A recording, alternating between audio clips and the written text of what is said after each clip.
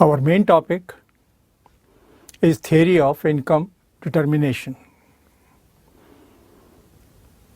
Connected with this are various concepts which we have already seen, about 10 to 12 concepts,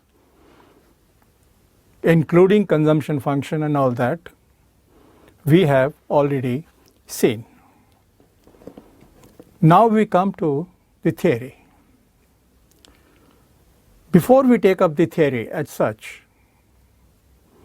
a little background that will be helpful in understanding the fundamental of theory. Remember, I told you income here means output. An output here is national output. Output of all goods and services. That is what is meant here. Let us go back to microeconomics. In microeconomics, you studied market equilibrium. But that market equilibrium related to just one commodity. So, one product equilibrium. क्या था वो?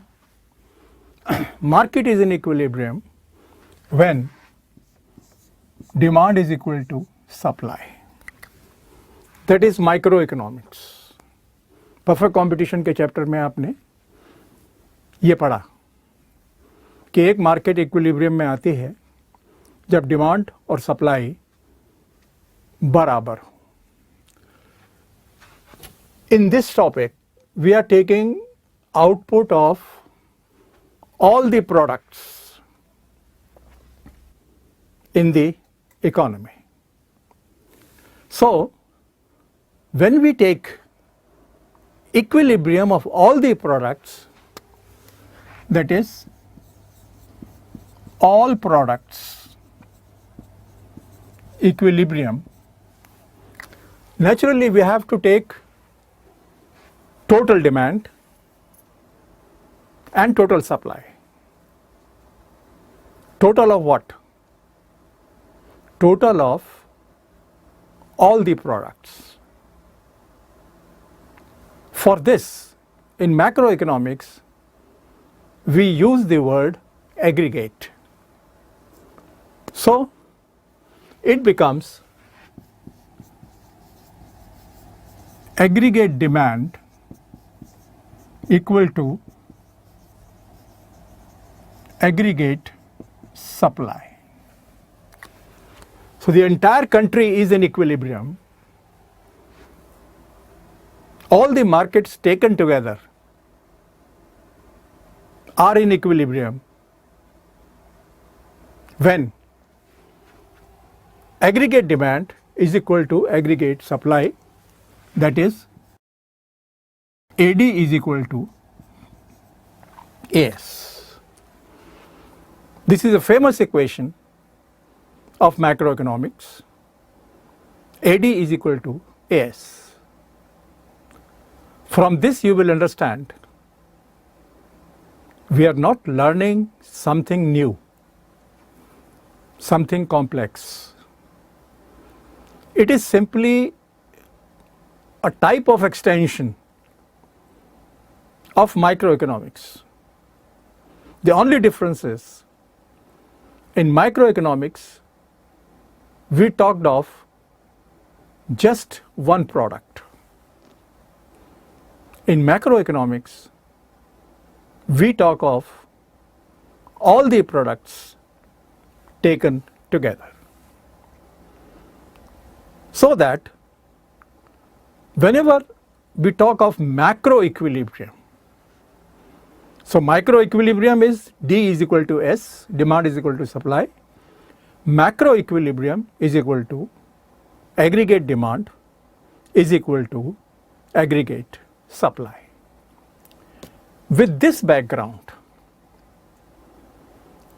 Now we proceed with the proper theory. Theory of income determination. I told you output determination, and remember national output is also aggregate supply. So when is national output determined? We call it income equilibrium. So income equilibrium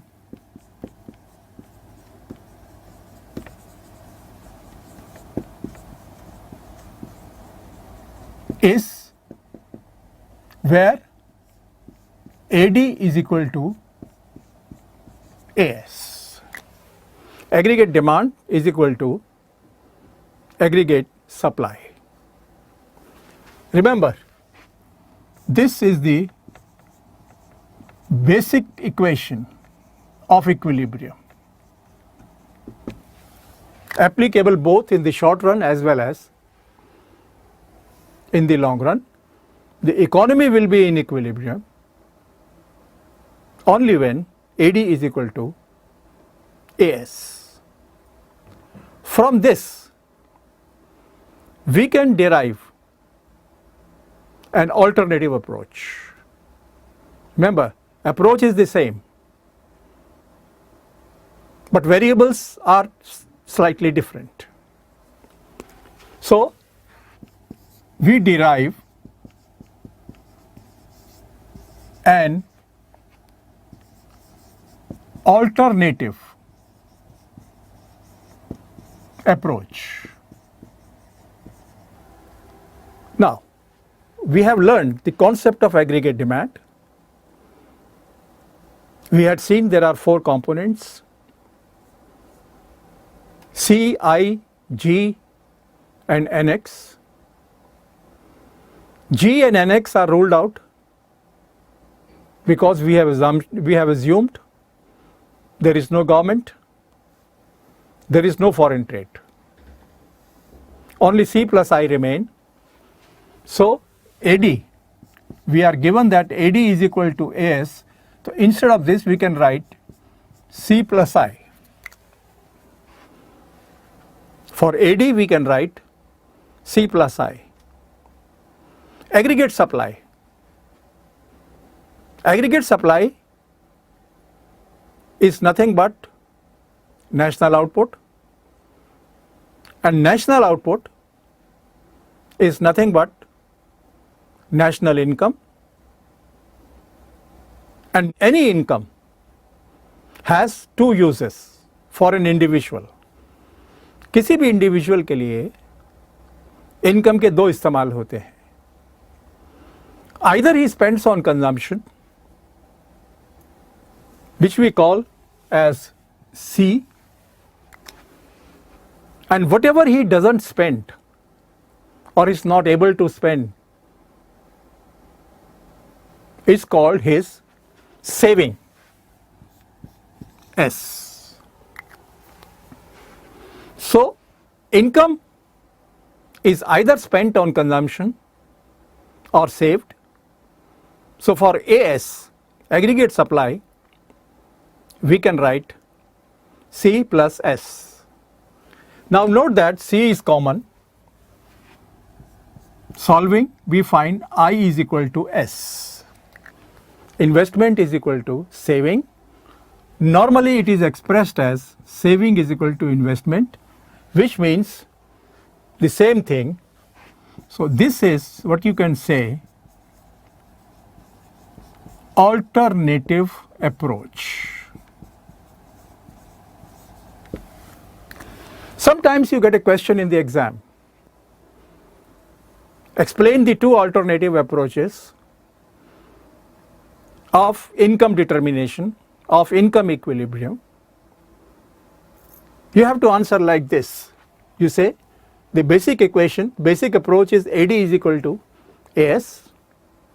From this we can derive the second approach, saving is equal to investment approach. From this, so whether we talk of AD is equal to AS or we talk of saving is equal to investment, both mean the same thing. These are the two approaches. Now,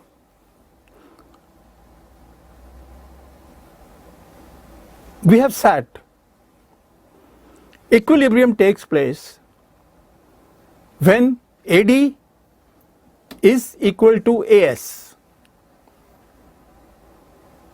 The question arises, what will happen if AD is not equal to AS? तब क्या होगा? अगर AD AS के बराबर ना हो तो क्या होगा? Let us try to answer this question. What happens when AD is not equal to AS? AD और AS बराबर ना हो तो इस क्वेश्चन को हम इस तरीके से भी कह सकते हैं, अगर AD और AS बराबर ना हो तो इक्विलिब्रियम क्यों नहीं होगा? क्या कारण है? जहां तक प्राइस लेवल की बात है, यह हम एज्यूम कर चुके हैं, price level is fixed, it doesn't change. तो suppose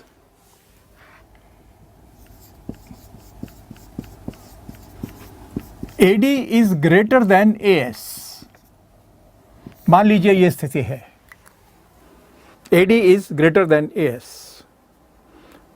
We have already assumed that price level is unchanged. Now what will happen? Try to understand the argument, not mug it up. What is aggregate demand? What people are planning to buy. What is aggregate supply?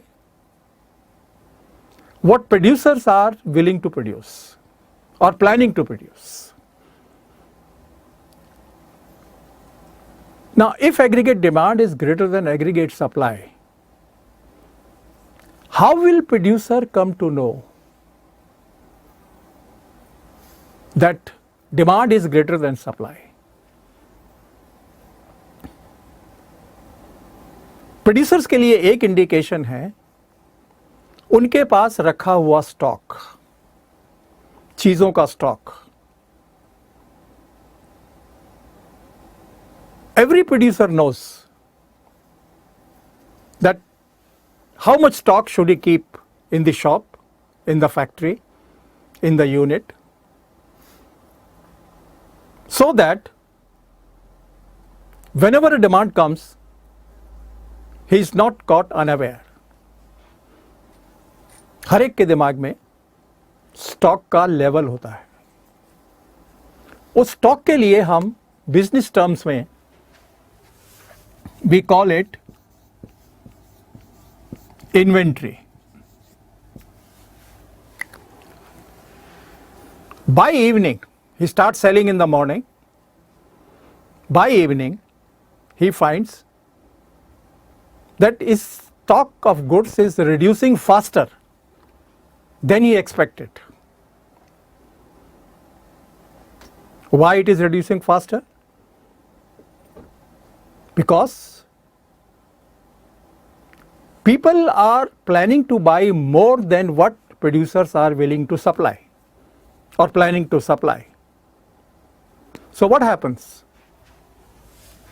Inventory falls below desired level. Desired level means what producers think कि भाई शाम तक इतना बचना चाहिए मेरे पास.